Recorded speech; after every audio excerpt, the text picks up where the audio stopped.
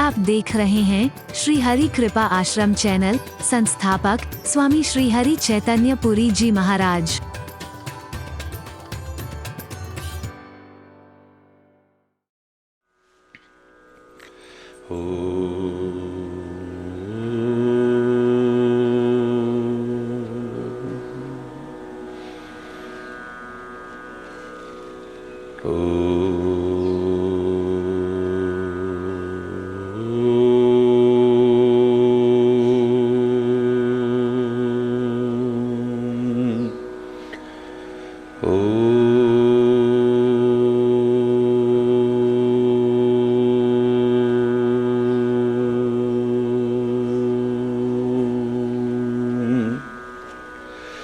सर्वे भवन्तु सुखिनः, सर्वे सन्तु निरामया, सर्वे भद्राणि पश्यन्तु, मा कश्चित् दुःखभाग् भवेत्। ॐ शान्ति शान्ति शान्ति।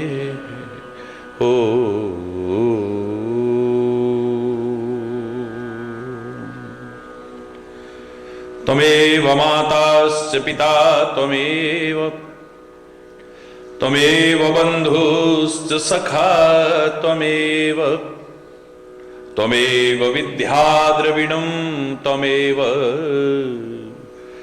त्वमेव सर्वं मम देव देव। ॐ शान्ति शान्ति शान्ति।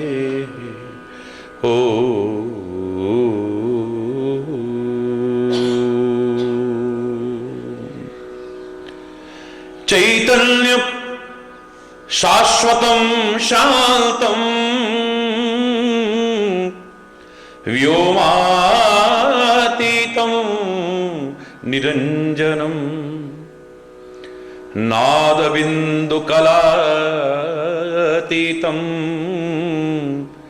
तस्मै श्री गुरुवे नमः। तस्मै श्री गुरुवे नमः। ओम शांति शांति शांति।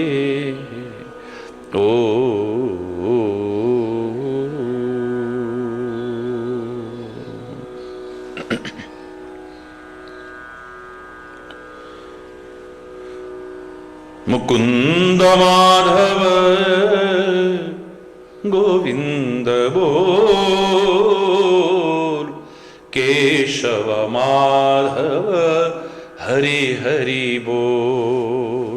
मुकुंद माधव गोविंद बोल, केशव माधव हरि हरि बोल।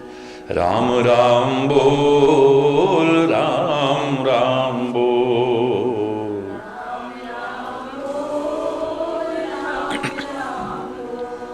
श्री राम राम बोल, राम राम बोल।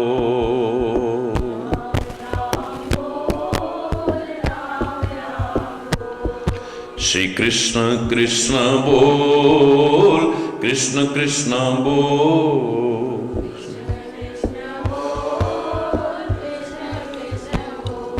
श्री कृष्ण कृष्ण बोल, कृष्ण कृष्ण बोल। कृष्ण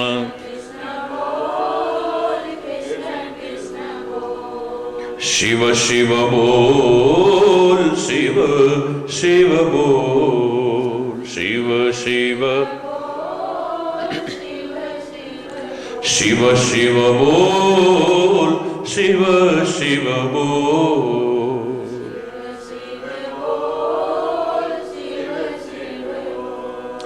जय मां बोल, जय मां बोल।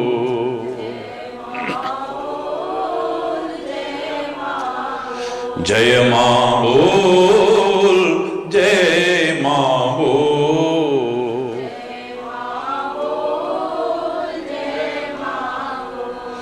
हरि हरि बोल, हरि हरि बोल। हरि हरि बोल, हरि हरि बोल, हरि हरि बोल, हरि हरि बोल, हरि बोल, हरि हरि बोल, वाहे गुरु बोल, वाहे गुरु बोल,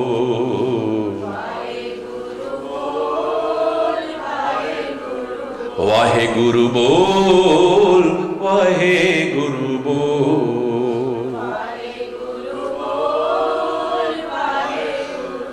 मुकुंद माधव गोविंद बोल, केशव माधव हरि हरि बोल,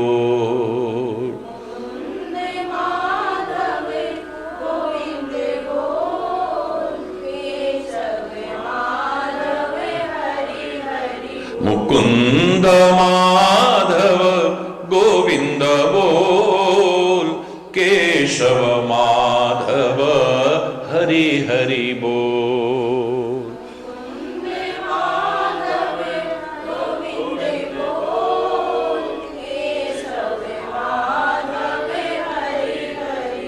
श्री राम बोल, राम राम बोल, श्री राम राम,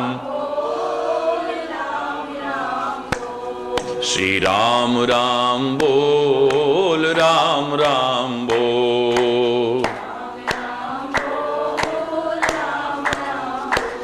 श्री कृष्ण कृष्ण बोल, कृष्ण कृष्ण बोल, श्री कृष्ण कृष्ण बोल, कृष्ण कृष्ण बोल, शिव शिव बोल, शिव शिव बोल, शिव शिव बोल, शिव शिव बोल, जय मां बोल, जय मां बोल, जय मां बोल, जय मां बोल, हरि हरि बोल, हरि हरि बोल,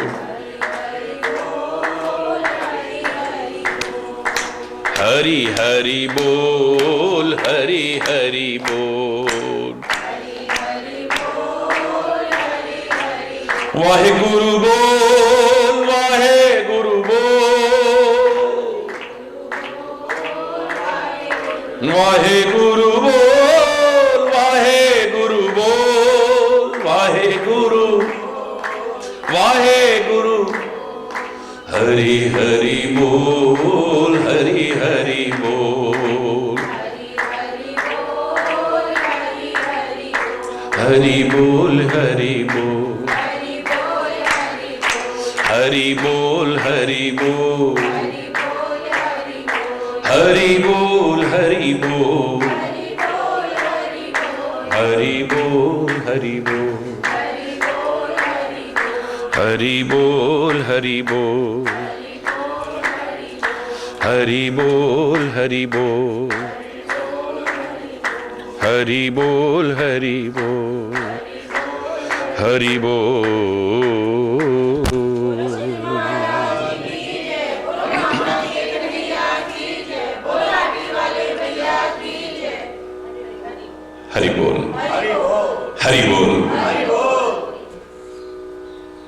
तन का स्वस्थ रहना भी बहुत जरूरी है।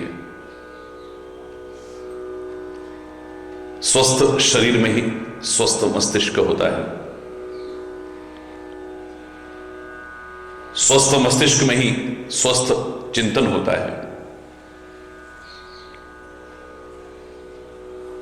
स्वस्थ चिंतन ही स्वस्थ क्रियाओं के रूप में सामने आता है और स्वस्थ क्रियाएं ही जीवन को स्वस्थ रखती हैं। बहुत जरूरी है शारीरिक स्वास्थ्य भी, लेकिन शारीरिक स्वास्थ्य हो सकता है बहुतों का ठीक हो, पर मानस बीमारियां सबको लगी हुई हैं। कोई विरला है जो इनसे बचा हुआ है। मानस रोग विरला ही कोई ऐसा होगा जो इनसे ग्रसित न हो। होते सब में है, बस नजर नहीं आते हैं। और जो रोग नजर नहीं आते हैं वो ज्यादा खतरनाक होते हैं। जो दिख रहा है, अनुभव हो रहा है, उसके उपचार की संभावनाएं हो सकती हैं,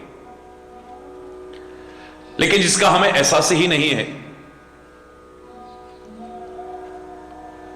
उसके उपचार के लिए तो प्रयास भी नहीं कर पाएंगे हम लोग। तो ठीक होने की संभावनाओं को तो नगण्य ही समझिए। अब अंतिम प्रश्न यही था कि ऐसे कौन से मानस रोग हैं जिनसे ये जीव ग्रसित है, जो अंदर ही अंदर हमारा सब कुछ खत्म कर देते हैं और हमें एहसास ही नहीं लगता। महापुरुषों ने जिसके लिए सदैव हमें जागरूक करने की कोशिश प्रयास भी किया है, आवश्यकता का भी अनुभव किया है।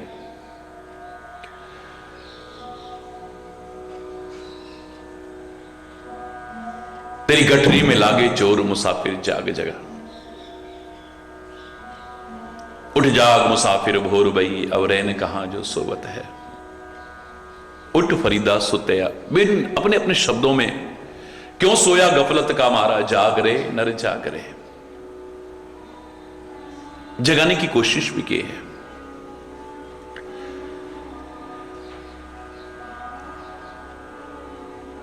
जो सारी बीमारियों की जड़ है,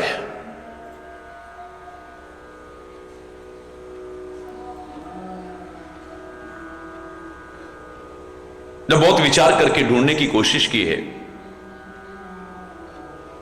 तो मोह नजर आया है। चाहे वो मोह आसक्ति के रूप में हो, चाहे वो मोह अज्ञान के रूप में हो, चाहे वो मोह भ्रम के रूप में हो। मोह का तात्पर्य अज्ञान, भ्रम, आसक्ति है। सारे दुख की जड़ भी यही बताई थी। याद करिए, मैंने जब यह प्रश्न आया कि संसार का सबसे बड़ा दुख क्या है, क्योंकि जीव दुखी है।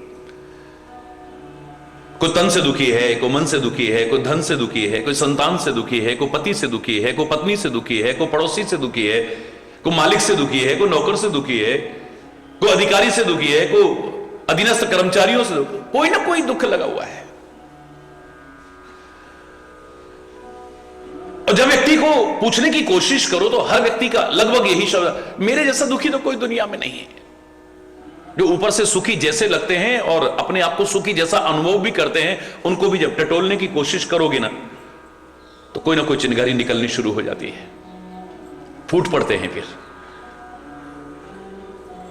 जैसे पुराने जमाने में आग को राख के नीचे दबा दिया जाता था,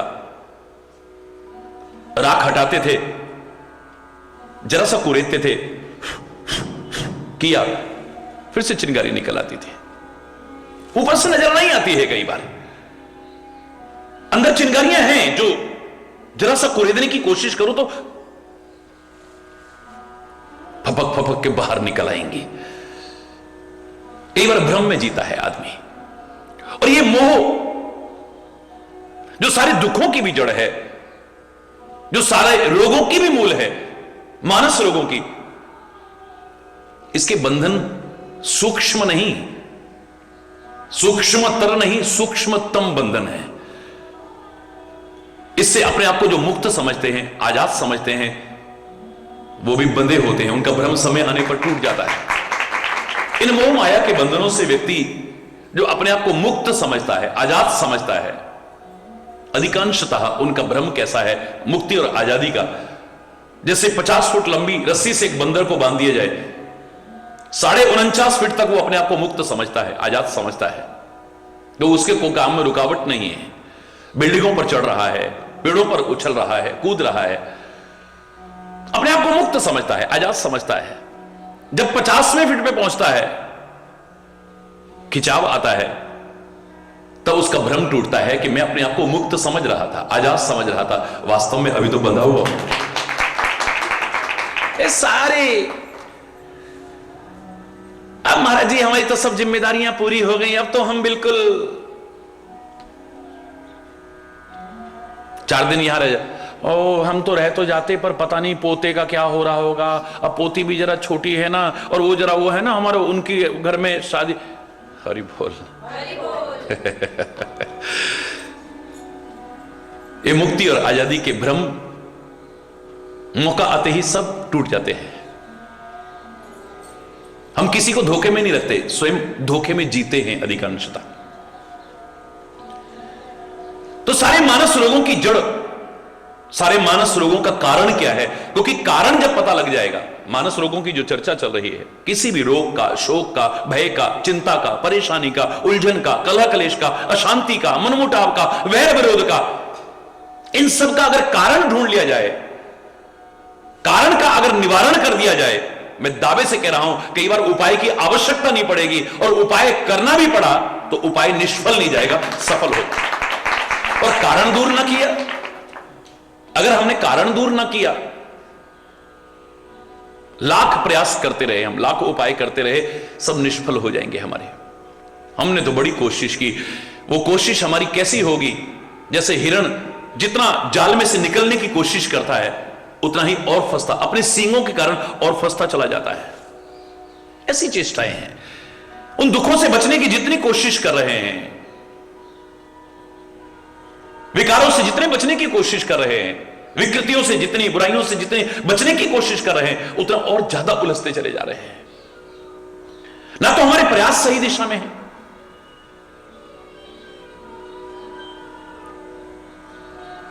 और ना ही हमने उनका कारण जान करके उनका निवारण करने की कोशिश की है। मैंने कल भी आपसे कहा, आज चिकित्सा जगत में बहुत क्रांति आई है,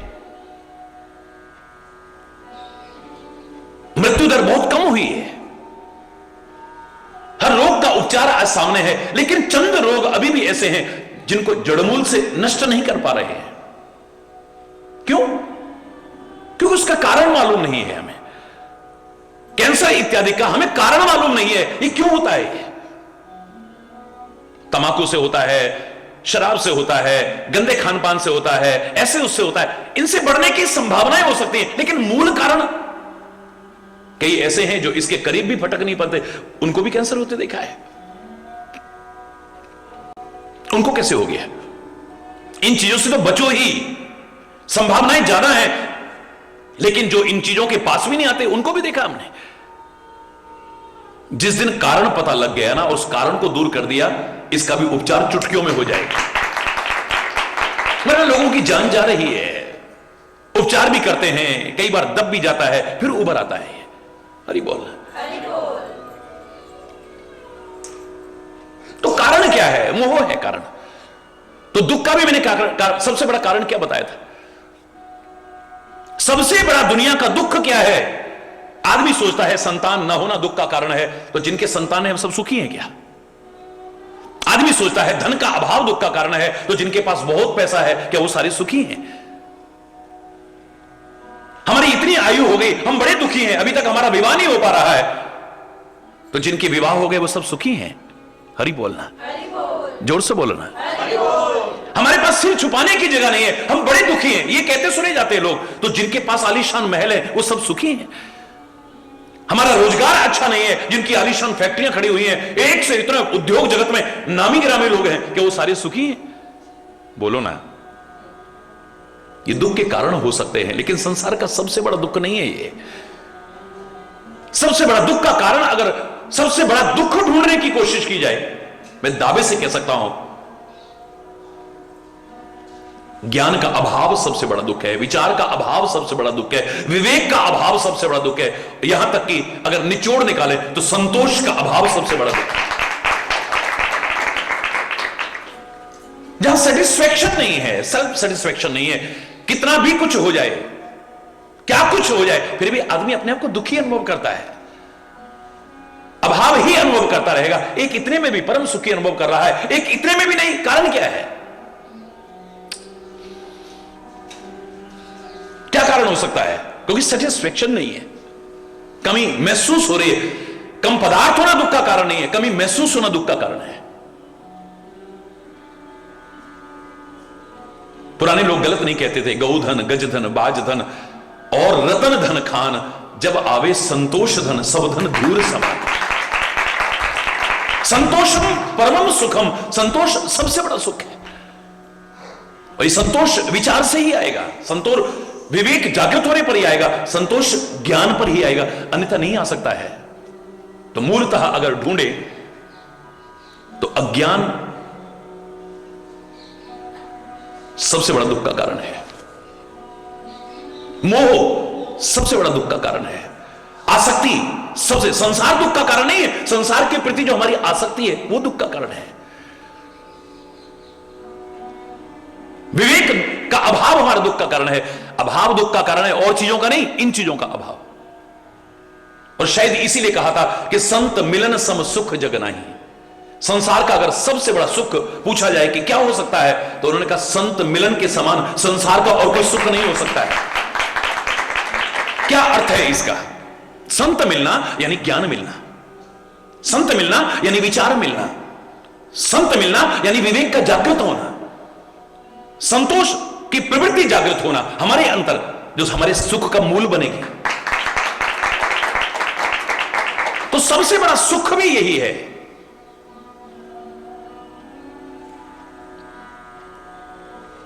सबसे बड़ा दुख भी इसी का अभाव है। और जहां मानस रोग की चर्चा चली है, अब अंतिम प्रश्न में, यद्यपि कार्यक्रम संपूर्ण हो चुका,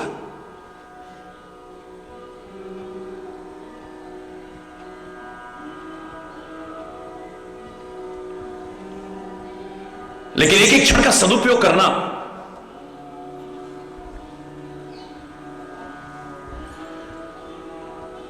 परमात्मा की दी अनमोल नियामतों के महत्व को ठीक से समझना हो सकता है। तो चर्चा कर रहे हैं, वो कह रहे कि मानस रोग कौन से है।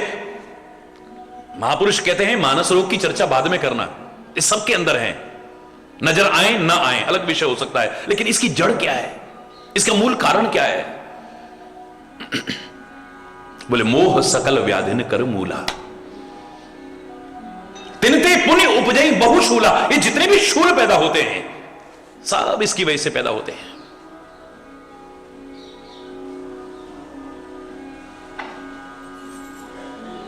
और इसकी निवृत्ति कैसे होगी? रामायण में बड़ा प्यारा उदाहरण दिया है, बिन सतसंग न हरि कथा तेहि बिन मोह न भाग। इसके बिना मोह नहीं भागेगा हमारे अंदर से। मोह माने, फिर कह रहा हूं, खाली यही नहीं है कि जो मोह ममता हमारे उधर, वो भी एक कारण है, क्योंकि हमें फिर इस मोह के कारण कर्म अकर्म और विकर्म का भी एहसास नहीं रहता है, सही गलत का भी निर्णय करने की क्षमता खत्म हो जाती है हमारी। मैंने कल भी आपसे कहा कि धृतराष्ट्र से लोगों ने कहा, क्या तुम्हें दिख नहीं रहा तुम्हारी औलादें क्या कर रही हैं? अपने भाइयों का हक छीन करके बैठे हुए हैं, उनको सता रहे हैं, पीड़ित कर रहे हैं, उनकी जान लेने की कोई, इससे ज्यादा अनर्थ और क्या हो सकता है? हे धृतराष्ट्र,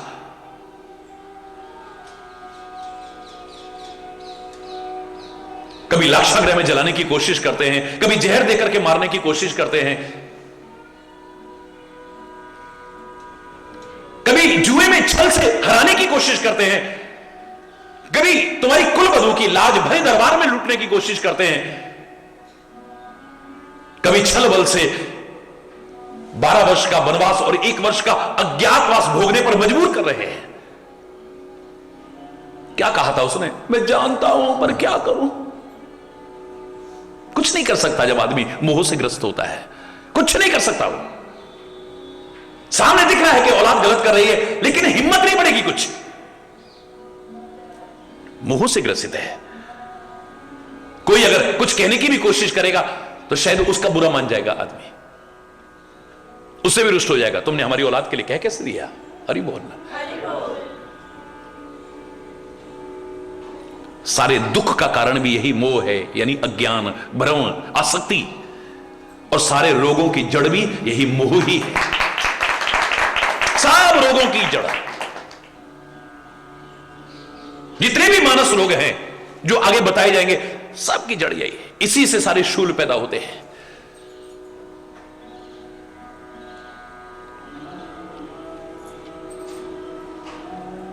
जहां प्यार होता है ना, वहां सुख पहुंचाने का भाव होता है। चाहे बदले में सामने वाला दुख भी हमें दे देगा, तो भी हम सुख पहुंचाने की कोशिश करेंगे। परमात्मा के प्रेम में भी देखे तो मीरा खुद कह रही है, जो मैं ऐसो जानती प्रीत किए दुख होए। प्रेम में दुख ही दुख है, वियोग का दुख है, विरह का दुख है। जलता है आदमी, तड़पता है आदमी, लेकिन उसमें भी एक मजा है, एक सुकून है, एक शांति है। अपने हाथों से सब कुछ त्याग करके, अपने सुख का परित्याग करके कष्ट उठाने को तैयार हो जाता है। परमात्मा से प्रेम हो तब, वतन से प्रेम हो तो उन अमर शहीदों को देखिए आप, क्या वो सुख के लिए प्रयास कर रहे थे? अपना और अपनों का सुख अपने हाथों से लुटा दिया है। रात दिन कष्ट झेलने को तैयार हैं, यातनाएं झेलने को तैयार हैं। कोड़े पड़ रहे हैं, काले पानी की सजा हो रही है, यातनाएं दी जा रही हैं, फांसी पर लटकाए, हंसते हंसते झूल जाते हैं। दिल दिया है जान भी देंगे, ए वतन तेरे लिए, हर कर्म अपना करेंगे, ए वतन तेरे लिए। हंसते हंसते किसी से भी अगर प्रेम का संबंध हो, आदमी उसको सुख पहुंचाने की कोशिश करता है, बदले में चाहे कष्ट भी उठा ले। जो शास्त्रों में एक पंक्ति में कहा, तत् सुखम सुखित्वा, तेरे सुख में ही मेरा सुख है, बस।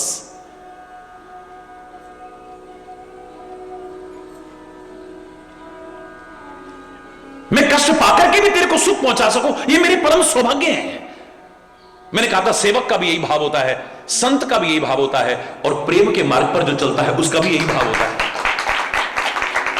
प्रेम में आदमी कष्ट पाकर के सुख पहुंचाना चाहता है,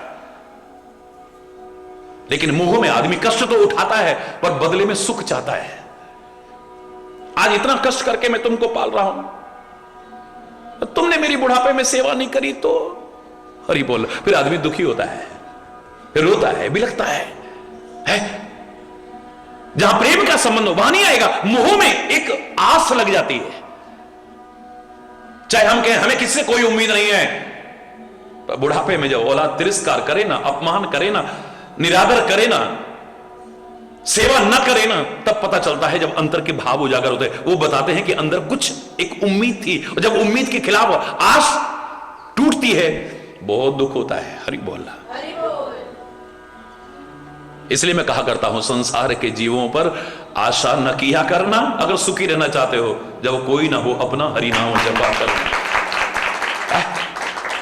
बहुत दुख होता है। फिर कितने कष्ट उठा उठा के पाला, इसलिए पाला था हमने तुमको, आज तुम हमारे साथ ये कर रहे हो। ये प्रेम के शब्द नहीं हो सकते, मोह के शब्द हो सकते हैं। हरि बोलना। मोह सकल व्याधिन कर मूला, तिन ते पुनि उपजई बहुशूला। इसी से इतने शूल उत्पन्न होते हैं जो चुभते हैं बुरी तरह से।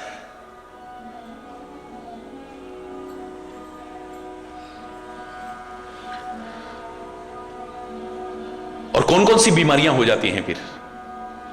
काम बात, कफ लोभ अपारा, क्रोध पित्त नित छाती जार। भारतीय संस्कृति की एक अमूल्य धरोहर है आयुर्वेद, महान परंपरा है आयुर्वेद। इसमें सारे रोगों के जो कारण माने गए हैं, इन तीन के कुपित होने पर ही माने गए हैं, वात, पित्त और कफ। हरि बोल। ये तीनों चीजें शरीर में हैं,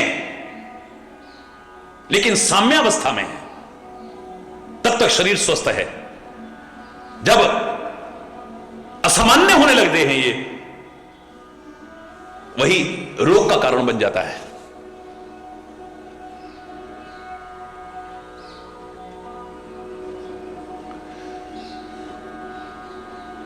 काम बात,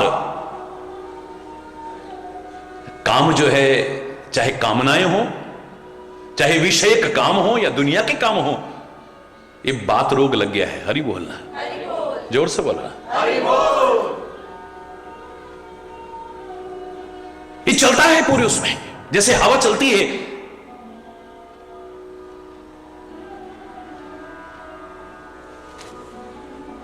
पित्त में चलने की सामर्थ्य नहीं है, कफ में चलने की सामर्थ्य नहीं है, लेकिन वात चलता है। और इसी के आधार पर ये सारे के सारे कुपित होने लगते हैं।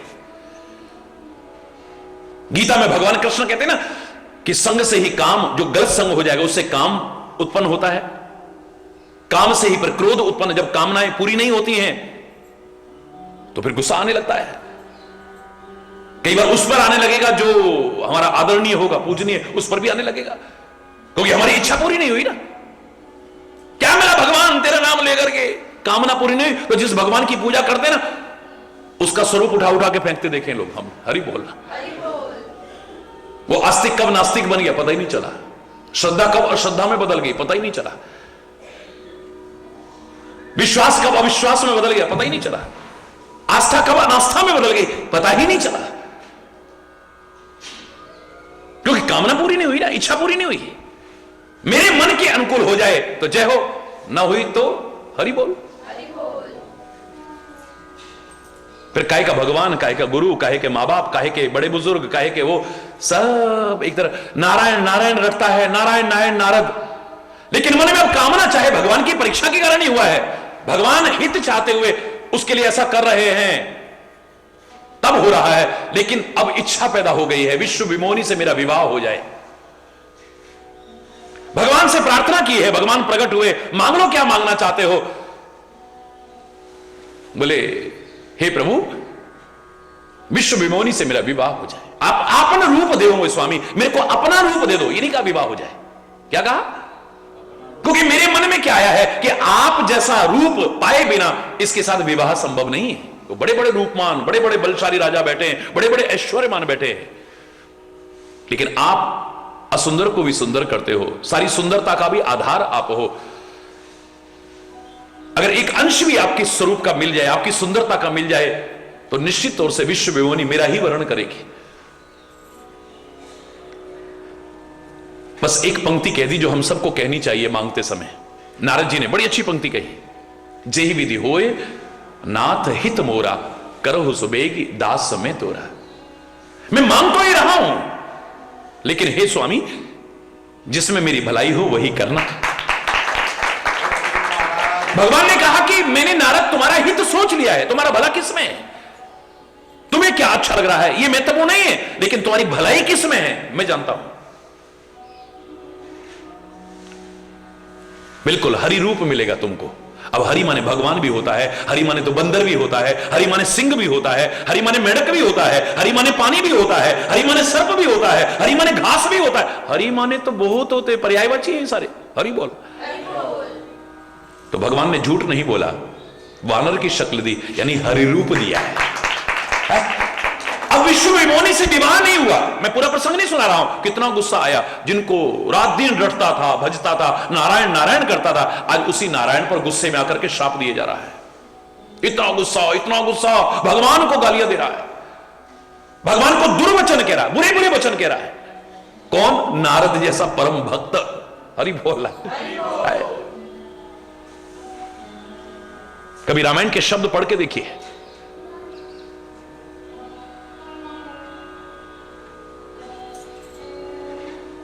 परम स्वतंत्र न सिर पर को, भावई मन करो तुम सो। परम स्वतंत्र हो ना, तुम्हारे सिर पे तो कोई है ही नहीं, तुम तो सबके सिर पर हो, पर हे परमात्मा तुम्हारे सिर पे तो कोई है ही नहीं। जो तुम्हारे मन में आता है वो करते हो। भले भवन अब बाय नदीना, पाव हो गे फल आपन कीना। अब तुमने बड़े अच्छे घर में बायना दिया है, जो करा है उसको भोगना पड़ेगा तुम्हें। बड़े बड़े दुर्वचन कह रहा है, अपशब्द भी कह रहा है, जिनको अपशब्द की श्रेणी में हम कह सकते हैं। और गुस्से में आकर के शाप दे रहा है। किसको? भगवान को शाप दे रहा है। चाहे तुम निर्गुण हो, अजन्मा हो, अव्यक्त हो, अगोचर हो, परब्रह्म परमात्मा हो, लेकिन तुमने मेरे काम में विघ्न डाला। मानव बनकर के जाओ, मैं शाप देता हूं, अब तुम्हें मानव ही बनना पड़ेगा। राजकुमार बन के आए हो ना, राजकुमार बनोगे। और नारी के विरह में मुझे दुखी किया है तुमने। अपनी पत्नी के वियोग में तड़पते फिरोगे, जंगलों में भटकते फिरोगे तुम। जाओ। और बंदर जैसी शक्ल बना दी मेरी। सोचा होगा बंदर बहुत बेकार होते हैं। जब जंगलों में भटक रहे होगे ना, आवश्यकता पड़ेगी तो बंदर और भालू ही तुम्हारी सहायता करेंगे, और कोई सहायता करने वाला नहीं। और ही बोलना, काम से ही क्रोध पैदा होता है। हरि बोलना, जोर से बोलना। ये गलत नहीं है, क्रम है ये।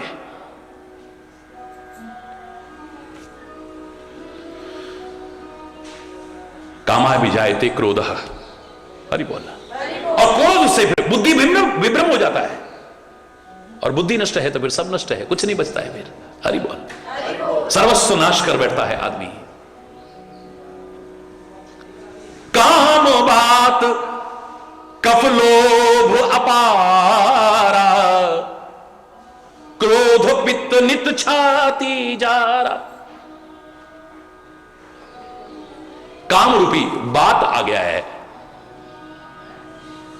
कफ लोभ अपारा, जैसे कफ बढ़ता ही रहता है, बढ़ता ही रहता है, खत्म नहीं होता ये। अगर इस पर अंकुश न लगे, ये कफ बहुत बढ़ता है, यहां तक कि जान को लेने वाला बन जाता है। अंतिम समय में यही अटक जाता है। हरि बोलना, जोर से बोल रहा है।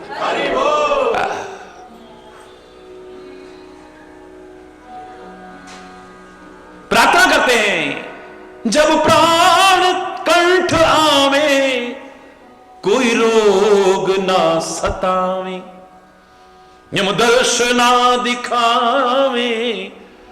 जब प्राण तन से निकले, इतना तो करना स्वामी। जब प्राण तन से निकले, तेरा नाम लेते लेते, ये प्राण तन से निकले। मैं पूरा नहीं सुना रहा। उस समय ये कफ इत्यादि आकर के मेरे कंठ को अवरुद्ध न कर दें। तड़पता है आदमी, तड़पता है फिर। हरि बोलना।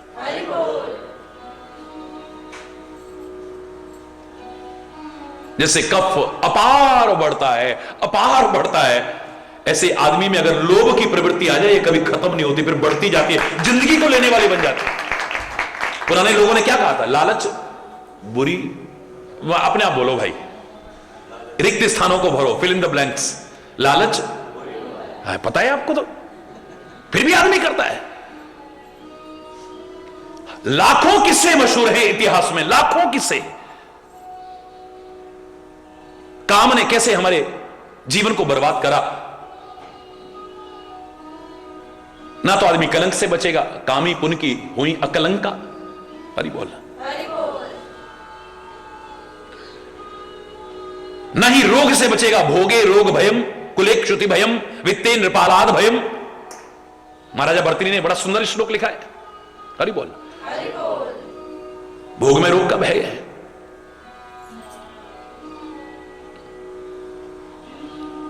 और लोभ ने किस किस की जिंदगी क्या कहां बर्बाद की है, इतिहास भरा पड़ा है।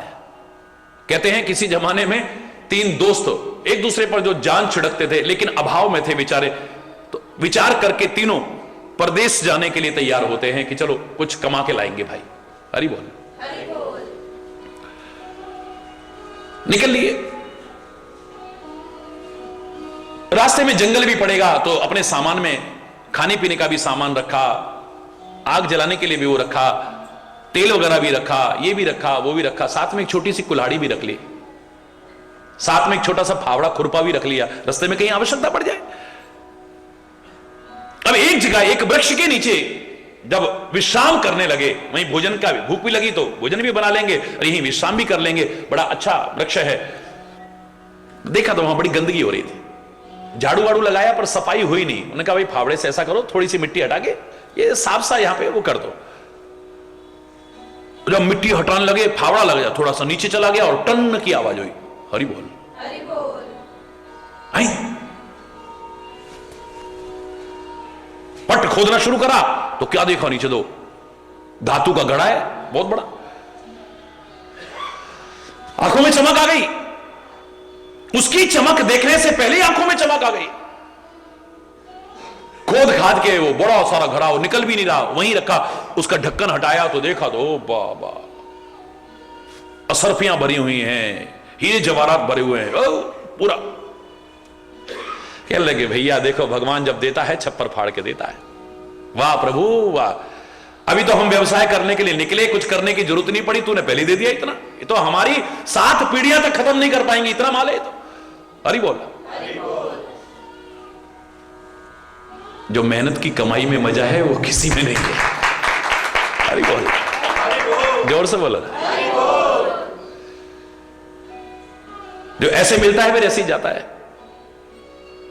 अब जैसे किया, विचार करने लगे कि भाई अब भूख लगी है, इससे पेट तो भरेगा नहीं।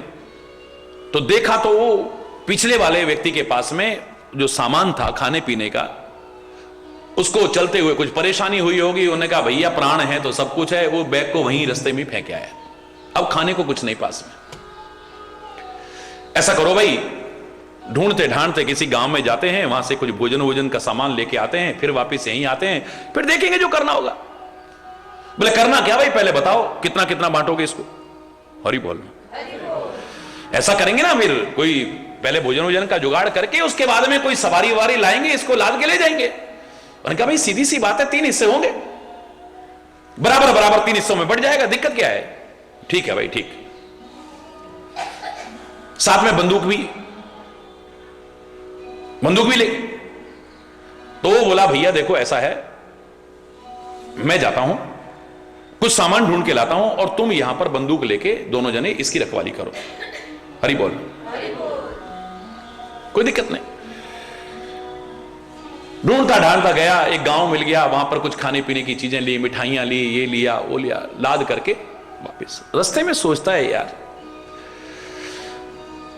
हम 3 जने हैं तो 3 हिस्सों में बटे, अगर ये दोनों ना हो और मैं अकेला हूं तो राजा महाराजा भी क्या यार, मेरे तो महल बन जाएंगे। हरि बोल। लेकिन भैया वो मेरे को क्यों लेने देंगे सारा? भाई एक तरीका हो सकता है, ऐसा करते हैं, खाने पीने की चीजों में जहर मिला के ले जाते हैं। हरि बोल। वो खाएंगे, भूखे तो हैं ही और मरेंगे, मैं सारा सामान जैसे भी लाद के ले जाऊंगा। वो लेकर के वहां से जहर मिला करके चल दिया, अपना पेट भर लिया वहीं। इधर ये दोनों सोच रहे हैं कि देखो भैया, अगर वो आ गया तो सारा सामान 3 हिस्से में बटेगा, और अगर वो ना हो, हम दोनों ही हो, तो आधा आधा बढ़ जाएगा। हरि बोल। अरे कितना माल बचेगा यार। बोले क्या करें? बोले बंदूक हमारे पास है ही। जैसे ही आए दूर से मर खड़ाक करके, हरि बोल, जो बचेगा फिर दोनों हम बांट लेंगे। ठीक है भाई। और जैसे ही करीब आता है, ये सोचता हुआ आ रहा है कि दोनों खत्म हुए तो सारा माल मेरा, और ये सोचते हैं कि वो खत्म हुए तो आधा आधा हमारा। जैसे ही नजदीक आता है, देखा हां भोजन बहुत सारा लाया हुआ है, माल लाया खाने का, कड़ा नहीं मारा और ढेर कर दिया। पास में गए खाने पीने का सामान, क्योंकि भूख बहुत ज्यादा लग रही थी। उन्होंने कहा पहले भैया खाते हैं फिर बांटेंगे। वो वहां ढेर हो गया, इन्होंने भोजन करा, यहां ढेर हो गए। क्या हाथ में आया सोचो। हरि बोल। लालच, जोर से बोलो ना, बुरी बला है। सारी जिंदगी ऐश करते, प्यार से रहते, एक लालच ने मार दिया बस। है? इतना है तो इतना हो जाए, इतना है तो इतना हो जाए। कब लोभ अपारा, इसका लोभ इतना अपार बढ़ता जाता है, अपार बढ़ता जाता है। लेकिन हर चीज की सीमा है। एक दिन अधिकारी का दिल खुल गया है, क्योंकि इतनी रिश्वत ली, इतनी रिश्वत ली, इतनी, अब दिल खुल गया है, खुलेआम मांग रहा है धड़ाधड़। एक दिन बुरी तरह से फंसा, सारी संपत्ति भी निकल गई, लॉकर का पैसा भी निकल गया। हरि बोल रहा, नौकरी भी गई, बेइज्जती भी हुई, सारा कुछ निकल गया एक सेकंड में। मंत्री जी का हौसला भरा कि अभी लाखों खाते थे, अब करोड़ों खाए, अब अरबों खाए, और अब तो लाखों लाखों लाखों करोड़। हरि बोल रहा। एक दिन आया, ना वो काम आया ना वो काम आया, पड़े हैं जेलों में। हरि बोलना। लालच, जोर से बोलो। ये बड़ी गंदी बीमारी है, दिखती नहीं है अंदर। इतनी सी जमीन के टुकड़े के लिए भाई भाई में विवाद हुआ और खून खराबा हो गया, हत्या कर दी। ना भाई रहा ना जमीन हाथ आई, सारी जिंदगी जेल में सड़ रहा है। क्या मिला? लालच बुरी बला है। मेहनत करके कमाने के भाव नहीं है। बहू आ गई है, इतना लाई है, काश और ले आए, काश और ले आए, डिमांड बढ़ती रही, ये ले आ वो ले आ, और जिस दिन मांग पूरी नहीं करी, उस लक्ष्मी के लालच में गृह लक्ष्मी को आग लगा दी। ना लक्ष्मी रही ना गृह लक्ष्मी रही, जेलों में सड़ रहे हैं। हरि बोलना। लालच बुरी बला है। थोड़े से लालच के पीछे खाने पीने की चीजों में मिलावट कर रहे हैं, नकली दवाइयां बेच रहे हैं, नशीले पदार्थों का सेवन करा के लोगों के घरों के चिराग बुझा रहे हैं। मैंने देखा है ऐसे लोगों को समाज में, जो किसी के घर के चिराग बुझा करके अपने घर में चिराग जलाते हैं। उनके घर के चिराग ही उनके घर को सुहा कर देते हैं। याद रखना, न ये काम आता है ना वो काम आता है फिर। और ये इतना बढ़ता है, गलत शब्द इस्तेमाल नहीं किया है, कफ लोभ अपारा, कफ रूपी लोभ अपार बढ़ जाता है। ये बड़ी गंदी बीमारी है। इसका फिर पेट भरता नहीं है कभी है? कभी पेट नहीं भरता है। मृत्यु शैया पर पड़ा पड़ा हुआ आदमी बस इसी फिर फेर में पड़ा रहता है, कैसे बढ़े कैसे बढ़े कैसे बढ़े कैसे बढ़े है?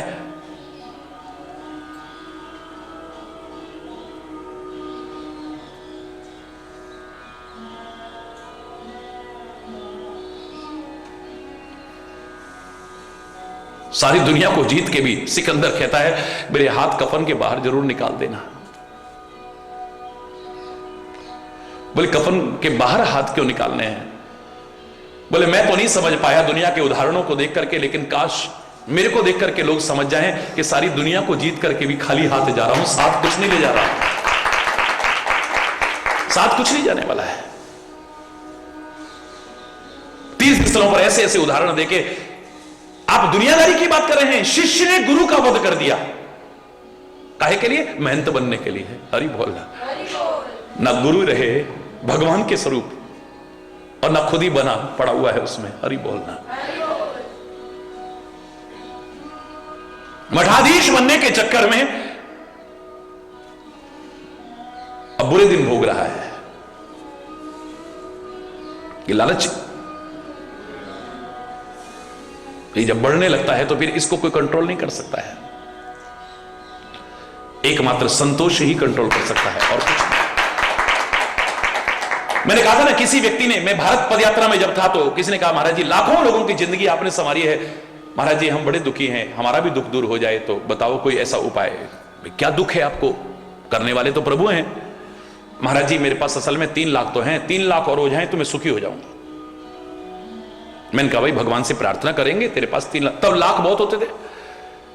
भगवान से प्रार्थना करेंगे कि तेरे पास 3 लाख और हो जाएं, लेकिन उससे पहले एक प्रश्न का उत्तर देना पड़ेगा तेरे को। जल्दी पूछो ना महाराज जी, जल्दी पूछो ना महाराज जी। मैंने कहा एक प्रश्न है कि 3 किलो दूध में कितना दूध मिलाया जाए कि दूध मीठा हो जाए। है तेरे के महाराज जी आप तो इतने महान हैं, इतने विद्वान हैं, आपके मुंह से बात अच्छी नहीं लगती है। मैंने कहा क्यों, गलत क्या मैंने?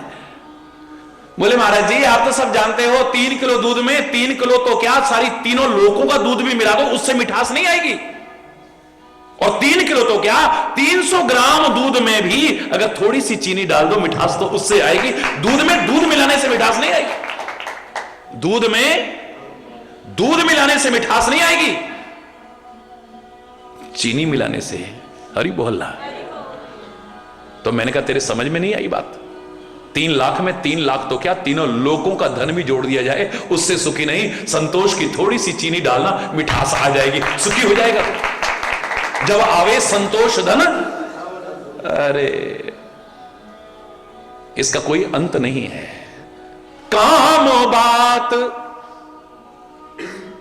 जैसे हवा कहां कहां खींच के ले जाती है।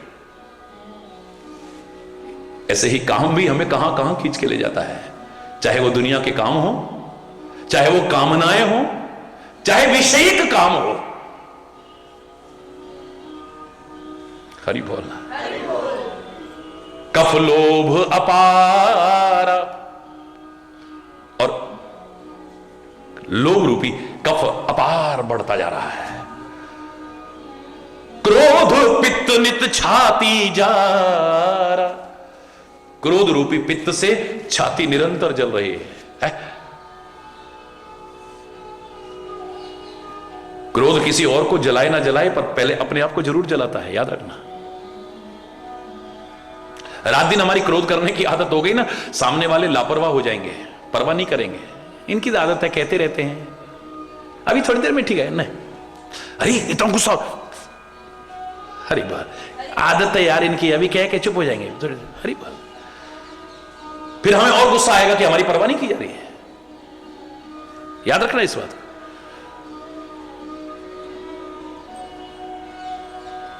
सामने वाला अगर शांत स्वभाव का है, सख्त स्वभाव का है, हमारे क्रोध का उस पर असर आए ना आए, लेकिन हमारी छाती को जरूर जला जाएगा। जैसे पित्त जलाता है ना, आप कहते हो ना एसिडिटी हो रही है, जल रही है छाती,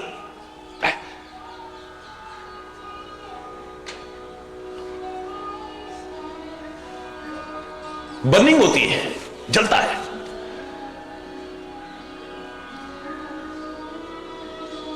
क्रोध दहई नित छाती, रामायण में भी कहा है निरंतर छाती जलती है। और ये आप भी जानते हैं कि टेंशन से, क्रोध से कई बीमारियां एकदम बढ़ती हैं। अनुभव करके ना देखना, अरे बोलना, लोगों को देखो उसी से सीख लो। एसिडिटी बढ़ जाएगी, नंबर 1। ब्लड प्रेशर, बोलो ना, कोई गलत तो नहीं है। शुगर लेवल भी बढ़ जाएगा आपका। टेंशन करके, क्रोध करने से, मानसिक तनाव से, ये बीमारियां सब बढ़ती हैं, जिनमें ये भी है, छाती जलती है। तो क्रोध रूपी पित्त नित्य छाती जला रहा है। और अगर ये तीनों इकट्ठे हो जाए तो काम भी, क्रोध भी और लोभ भी। गीता में कहा ये तीन ही नरक के द्वार है। वहां नरक किसने देखा? यहां नरक बन जाती है जिंदगी, यहां नरक बन जाती है, यहां पर नरक बन जाती है। उस नरक को किसने देखा है? ये वात, पित्त और कफ तीनों अगर कुपित हो जाएं, इकट्ठे हो जाएं, तो सन्निपात, आयुर्वेद के अनुसार मूर्छा रोग आ जाता है। आदमी पागल सा हो जाता है, उसे पता ही नहीं, मतलब बोलता नहीं, फिर वो बकता है। कईयों को देखे ना हमने, ऐसा हो जाता है, वो क्या बोल रहा है उसे नहीं पता है, ये स्थिति हो जाती है। आयुर्वेद में उसे सन्निपात कहते हैं। तो ये स्थिति आ जाती है अगर तीनों ही प्रकोप करने लग जाए तो। विषय मनोरथ दुर्गमनाना, जो विषयों के मनोरथ हैं, ये विभिन्न प्रकार के जो विषयों के मनोरथ है बड़े दुर्गम है, क्योंकि हर मनोरथ आपका पूर्ण होगा कोई गारंटी नहीं है, है? हर मनोरथ आपका पूर्ण होगा, हर कामना पूरी आपकी होगी कोई गारंटी नहीं है। और जब कामना पूरी नहीं होगी तो क्या होगा बोलो? सबके सामने है, मेरे शायद बताने की आवश्यकता नहीं, स्वयं आप अनुभव कर सकते हैं। ते सब शूल नाम को जाना, इनके नाम कौन जाता है? इतने शूल पैदा करते हैं, ये इतने शूल पैदा करते हैं, कौन इनके नामों का अनुभव कर सकता है? ये ऐसी बीमारियां हैं जो नजर नहीं आती हैं लेकिन होती हैं, हर एक के अंदर होती हैं सबके, लक विरले न पाए, बस कोई कोई अनुभव कर पाता है। जो अनुभव करता है वो मिटाने का प्रयास करता है, और उनमें भी कोई उसकी कृपा से उन्हें दूर कर पाता है, वरना तो अरे बोल, ममता दाद, ममता रूपी दाद है। दाद जानते ना, बड़ी खुजली होती है और खुजा के बड़ा अच्छा लगता है, हरी बोलना। आदमी को बड़े एक सुकून का अनुभव होता है, खुजाता रहता है, लेकिन उसके बाद बड़ा दुखी होता है, घाव हो जाता है?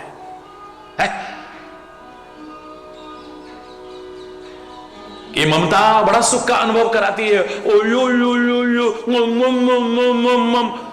बुढ़ा अब राम राम भूल गया है।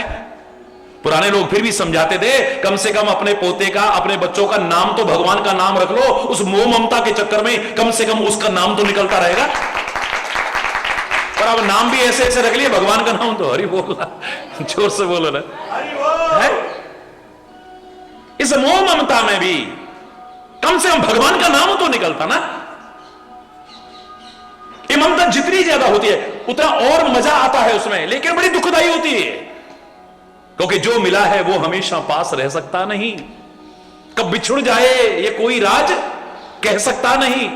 जिंदगी का ये खिला मधुबन किसी का है दिया, मैं नहीं मेरा नहीं ये तर किसी का है दिया। है? हमेशा तो नहीं रहेगा। किसी का पति चला जाता है, किसी की पत्नी चली जाती है, किसी का बेटा चला जाता है, किसी की बेटी चली जाती है, किसी के मां बाप चले जाते हैं, किसी का भाई साथ छोड़ जाता है। और इतनी ममता थी, जितनी ज्यादा थी उतना ही दुख हो रहा है। हरि बोलना, जोर से बोलना। हमेशा तो कोई रहेगा नहीं साथ में। इस दुनिया ने हमेशा किसी का साथ निभाया हो एक उदाहरण नहीं मिलेगा, और उसने किसी का साथ छोड़ा हो एक उदाहरण नहीं मिलेगा, याद रखना। लेकिन जो हमेशा साथ निभाता है उससे आदमी कतराता है, और जिसने कभी साथ नहीं निभाना, खुजाने में बड़ा अच्छा लग रहा है। हरि बोल रहा है। दाद की तरह है ये। जैसे दाद गोल गोल गोल गोल हो जाता है ना, इसी में बस गोल घूमता रहता है आदमी, यही दुनिया रह जाती है उसकी बस। हरि बोलना। उतने तक सीमित रह गया, कूप मंडूप की तरह, बस उसी में सारी जिंदगी निकाल गया। आगे बढ़ के कभी देखा ही नहीं, आगे बढ़ के कभी सोचा ही नहीं। उसी के लिए रात दिन मरता रहा, खपता रहा, लगा रहा, और अंत में आंगन में पड़ा देख रहा है ये मकान कितने कष्ट पापा के बनाया, ये भी यहीं छूट जाएगा, ये फैक्ट्री भी यहीं छूट जाएगी, ये गाड़ियां भी यहीं छूट जाएंगी, ये लोग भी कोई साथ नहीं जाएंगे। हरि बोल, जोर से बोला, जोर से बोला ना। एक व्यक्ति के 3 मित्र थे, उस पर एक केस चल गया और आवश्यकता पड़ी एक गवाह की। गवाही हो जाती तो उसकी छुटकारा हो सकता था। तो 2 के लिए खून पसीना बहाता था और तीसरे की तरफ ध्यान भी नहीं देता था। तो मन में आया, खून पसीना बहाता हूं 2 के लिए, क्या ये मेरे ऐसे आड़े वक्त में काम नहीं आएंगे? मैंने सारी जिंदगी इन पर कुर्बान कर दी है। निश्चिंत था, तारीख का समय आने लगा, तब गया पहले वाले के पास, जो बड़ा हंसते हंसते मिलता था, गले मिलता था, इतना बातें करता था। चेहरे पर उदासी देखी तो वो सुस्त हो गया पहले ही। वो पहले नजरें चुराने लग गया कि कोई चक्कर है, ये आया है जो। पूछा तक नहीं उसने कि भाई तू उदास क्यों है। अब खुद कह रहा है, भैया ऐसा ऐसा हो गया है और मुझे एक गवाह की आवश्यकता है, मुझे पूरा भरोसा है, मैंने सारी जिंदगी तुम्हारे लिए इतना करा है, तुम मेरा साथ निभाओगे। भाई साहब मुझे माफ करना, गेहूं के साथ घुन भी पीस जाता है, मैं चक्कर में नहीं पड़ूंगा। 2 टूक जवाब दे दे, 2 टूक। कैसा लगा होगा बोलो? है चोट तो बड़ी गहरी पहुंची, लेकिन अब कुछ करना है, इसलिए दूसरे मित्र के पास जाता है। इसके लिए भी तो खून पसीना बहाया मैंने। ये ऐसा हो सकता है, लेकिन मुझे उम्मीद है वो ऐसा नहीं होगा। उसके मोहल्ले में ही पहुंचा है। जैसे घर के पास पहुंचा, बड़ा खुश होके आया, गले मिला, लाके बिठाया। कहो भैया क्या बात है, आज उदास क्यों हो? बोले ऐसा ऐसा ऐसा ऐसा। हरि बोलना। घबराता क्यों यार? मन में थोड़ी शांति मिली। मैंने कहा था ये मेरा साथ नहीं छोड़ेगा, घबरा मत यार, मैं चलूंगा ना तेरे साथ, लेकिन कचहरी के बाहर तक चलूंगा, अंदर नहीं चलूंगा। हरि बोलना। बड़ा दिल टूटा। इससे तो उसकी तरह 2 टूक मना कर देता यार, कि मैं तेरे साथ चलने वाला नहीं हूं। अरे कचहरी के बाहर थोड़ी जरूरत है, आवश्यकता तो कचहरी के अंदर तक है। अगर तू वहां साथ नहीं जाएगा तो तेरे साथ जाना भी क्या फायदा है? बड़ा निराश और उदास होकर के चला जा रहा है। मन में आया, इन 2 के लिए खून पसीना मैंने बहाया, लेकिन मेरा किसी ने साथ नहीं दिया। तो जिससे मैं नजरें चुराता था, बच के चलता था, वो मेरा साथ क्यों निभाएगा? पर जरूरत है, चलो एक बार उसको भी आजमा तो लेते ही हैं। वो अपना बनाने की सोचता भी था तो ये दूर भागता था उससे। ये चलता है उसके पास, मन में बड़ी उम्मीदें लगा करके। जैसे उसे पता लगता है कि मोहल्ले में आज तुम्हारा वो वाला आया हुआ है, वो ऐसे नंगे पैर भाग देता है, वो दौड़ करके आता है। बिल्कुल वही दशा है जैसे सुदामा को भगवान कृष्ण जाकर के गले लगाते हैं। हरि बोल, जोर से बोला।